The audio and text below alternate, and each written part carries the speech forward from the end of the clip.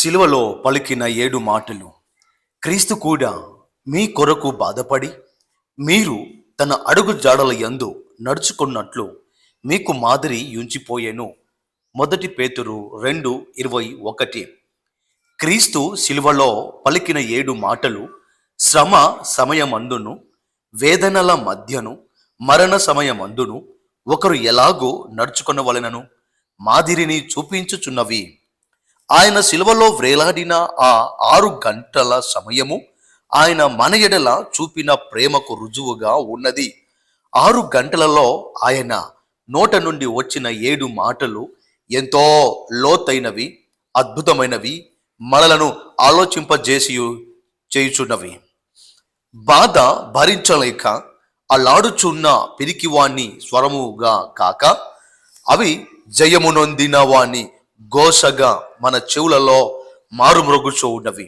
సాధారణముగా సిలువలో వ్రేలాడుచున్న వారు తమ నొప్పి బాధను ప్రస్తావించు సిలువ వేసిన వారిని నిందించుదురు, శపించుదురు. అయితే క్రీస్తు క్షమాపణ మాటలను పలికెను. క్రీస్తు సిలువలో పలికిన మాటలను మనము ధ్యానించుచూ ఉండగా ఆయన శ్రమను, త్యాగమును, వేదనను జ్ఞాపకము చేసుకొంచూ ఉన్నాము. సిలువ వేయబడిన క్రీస్తును గూర్చి యేసయ్య ముందుగా ప్రవచించెను. ఆయనకు స్వరూపమైనను సొగసైనను లేదు. ఆయన ముఖ రూపము చితికిపోయినందున అపేక్షించునంతగా రూపము లేదు. ఆయన మనుషులు చూడనొల్లని వాడాయెను.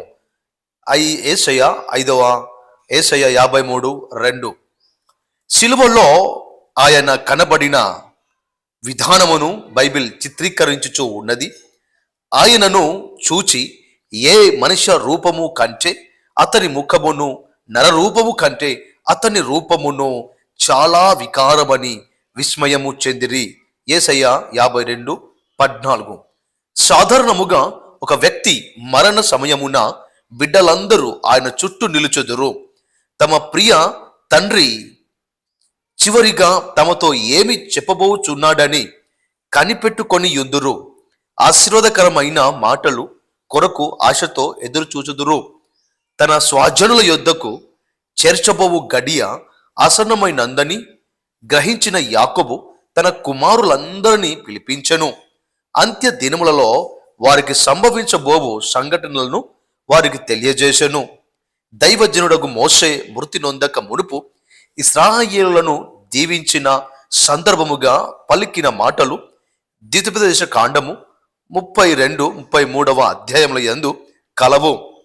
దావీదు యొక్క చివరి మాటలు 2వ సాముయేలు గ్రంథము 23 కలవు. సిల్వలో వ్రేలాడుచూ ఉండగా మాటలాడుట బహు కష్టం.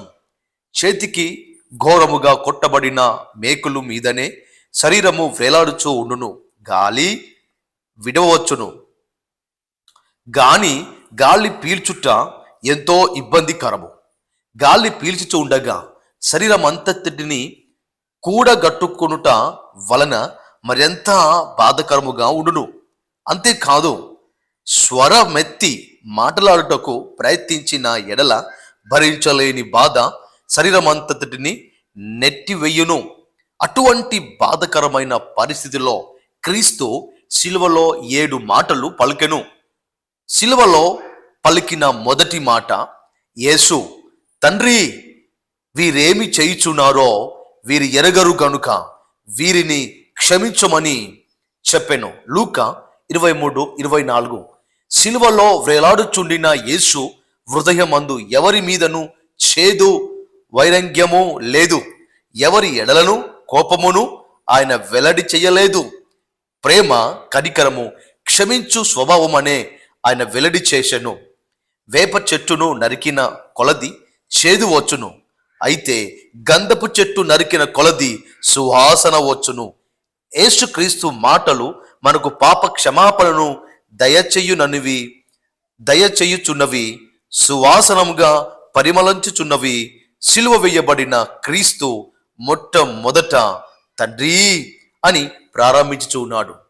చివరిలోనో తండ్రి అని పిలుచుచు ముగించుచూ ఉన్నాడు.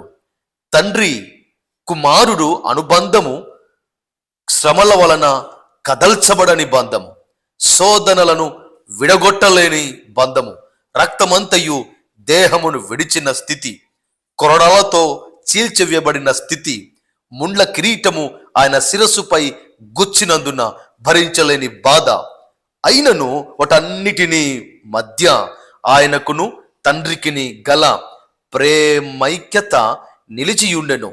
అది మారని బంధత్వము, శాశ్వతమైన బంధత్వము.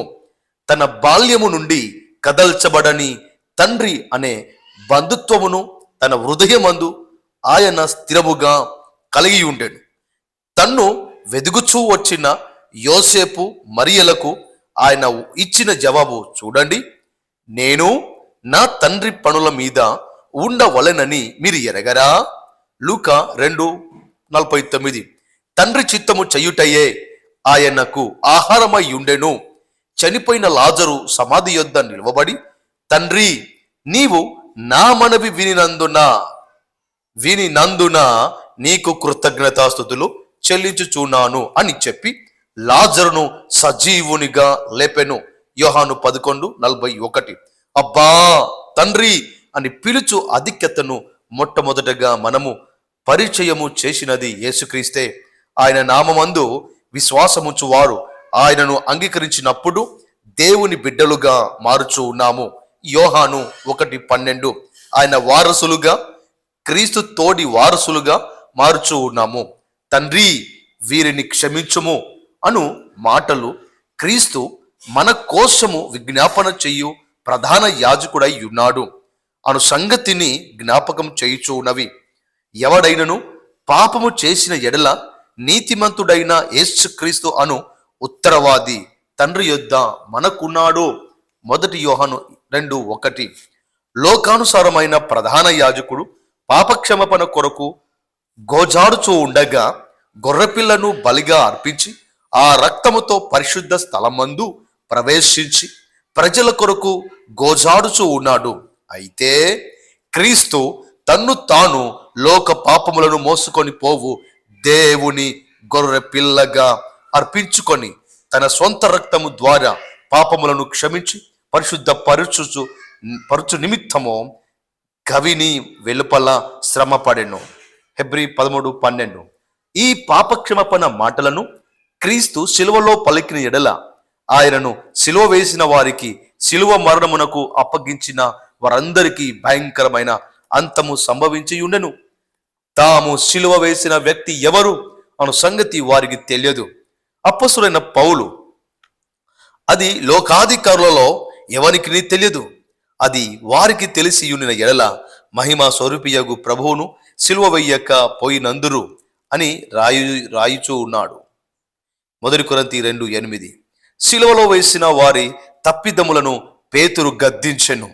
సహోదరులారా, మీరును మీ అధికారులను తెలియక చేసితిరని నాకు తెలియను. అపొస్తలుల కార్యము 3:17.